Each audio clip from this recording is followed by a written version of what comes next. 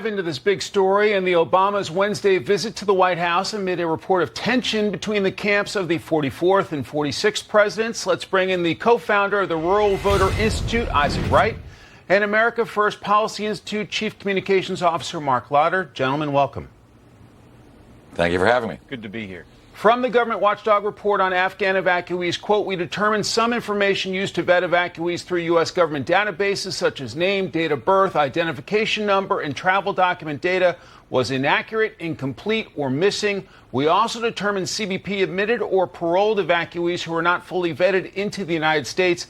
As a result, DHS may have admitted or paroled individuals into the United States who pose a risk to national security and the safety of local communities. Isaac, did the bureaucracy blow it? Bureaucracy, the Inspector General's office may have a problem here. The program worked. There was a thorough vetting of anybody who came in this country.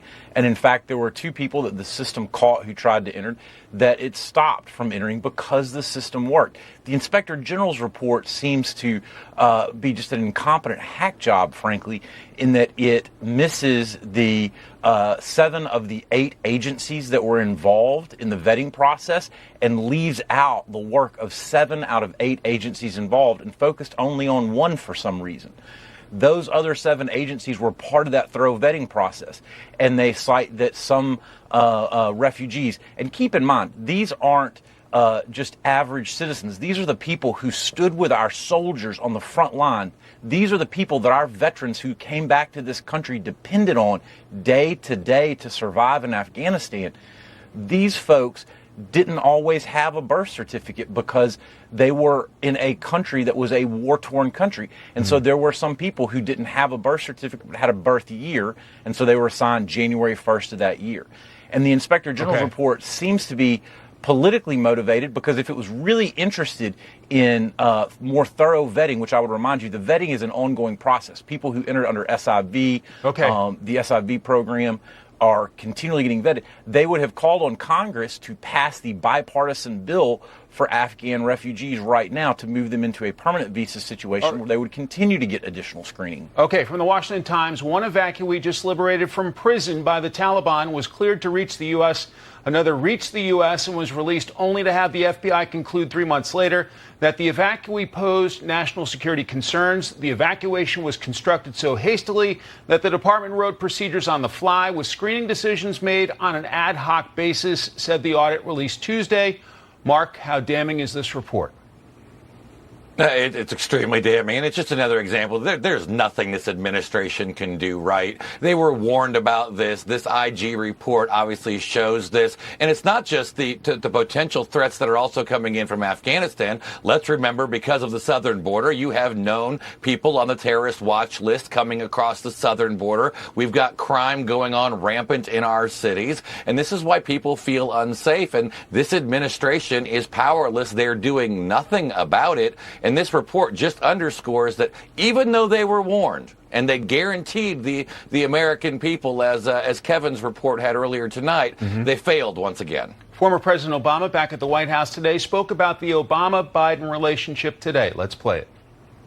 Our family was lucky enough to have 2 wonderful dogs.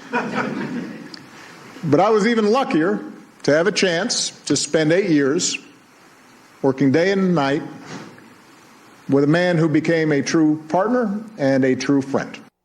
Isaac, what about reports of tension and rivalry between Presidents Biden and Obama and their teams? I think that is drastically overblown. These are 2 successful presidents. President Obama, who modernized our health care program, healthcare in America with the ACA.